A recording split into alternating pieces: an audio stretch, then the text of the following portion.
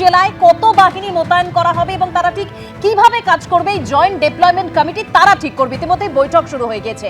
আর এরই পাশাপাশি ঠিক যেরকম বলছিলাম, ভোট প্রস্তুতি ও নিরাপত্তায় কড়া নজরদারি নির্বাচন কমিশনের। আমি এই বিষয়ে আবারও কথা বলবো, কারণ কমিশনের এই নির্দেশ মেনে আজ থেকেই থানা পরিদর্শন পদস্থ কর্তাদের।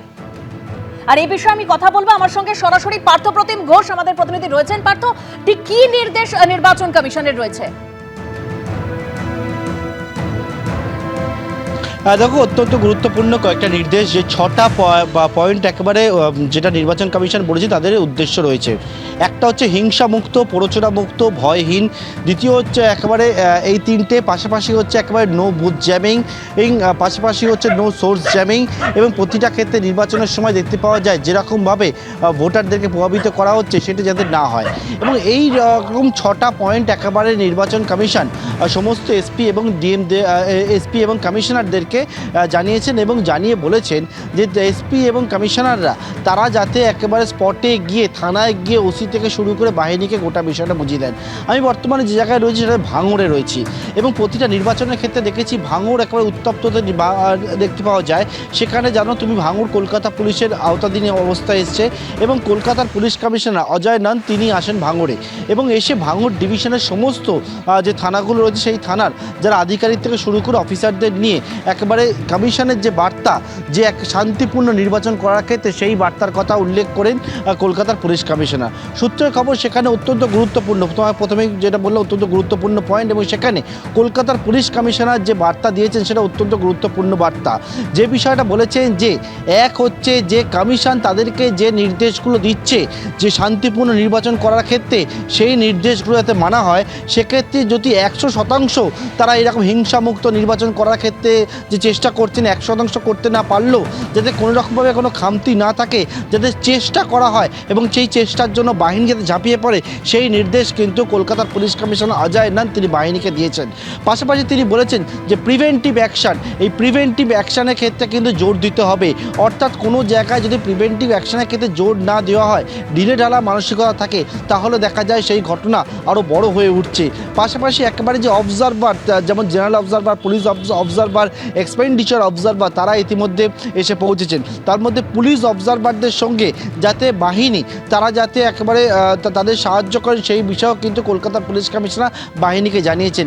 এই মর্মে সূত্রের খবর তিনি জানিয়েছেন যে এই পুলিশ অবজারভার তিনিও কিন্তু অ্যাকচুয়ালি পুলিশ, কোনো জায়গার এসপি বা কোনো জায়গার অন্য পদাধিকারী। সুতরাং তাদেরকে যাতে তারা যে তথ্য চাইলে, পেপার ওয়ার্ক বা কাগজপত্র চাইলে সেটা যাতে পুলিশ অবজারভারকে দেওয়া হয় সেই বিষয়টা একেবারে নির্দেশ দেওয়া হয়েছে।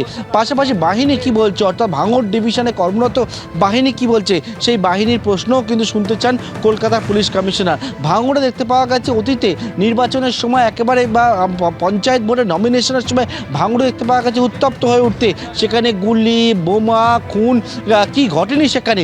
সেই জায়গায় ভাঙড় থেকেই শুরু করলেন কলকাতার পুলিশ কমিশনার, ডিভিশনের সকলকে নিয়ে একেবারে তাদেরকে বুঝিয়ে দিলেন যে কমিশন এই শান্তিপূর্ণ এবং অবাধ নির্বাচন করতে কি চাইছেন এবং সেক্ষেত্রে অত্যন্ত গুরুত্বপূর্ণ যে বিষয়টা তিনি উল্লেখ করলেন, তারা 100% করতে পারবেন কিনা জানা না থাকলেও তারা চেষ্টা করবেন সেই বিষয়ে যাতে বাহিনী সজাগ থাকে। এবং তুমি ঠিক যে কথা বলছো, নির্বাচন কমিশন একদম বদ্ধপরিকর পশ্চিমবঙ্গে অবাধ ও সুষ্ঠু ভোট করানোর জন্য।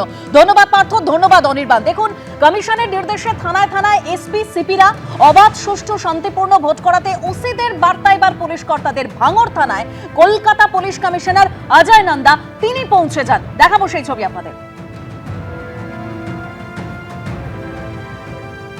এখানে পুরো ভাঙড় ডিভিশন যে আছে এখানে আমরা পুলিশ অফিসার যারা আছেন ওনাদের ব্রিফিং করেছি রিগার্ডিং ইনসুইং ইলেকশন যেটা আছে।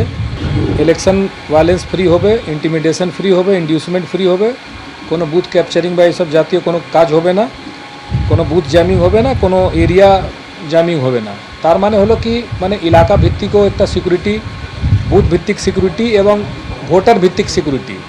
Elector should be able to caste there vote without fear. এটাই মেন অবজেক্টিভ আছে কি ভাই যারা ভোট দিতে যাবে ওরা মানে কনফিডেন্টলি গিয়ে ভোট দিবে আর ভোট দান প্রক্রিয়ায় অংশগ্রহণ করবে।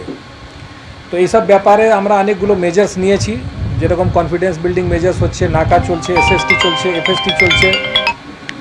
এফএসটি চলছে। ওইখানে ভালনারেবল এরিয়া ভিজিট করছি, ভালনারেবল হ্যামলেটস ভিজিট করছি, ভালনারেবল পারসন সঙ্গে যারা আছেন এরকম ওনাদের সঙ্গে যোগাযোগ করছি, বিভিন্ন রকম প্রিভেন্টিভ অ্যাকশন হচ্ছে।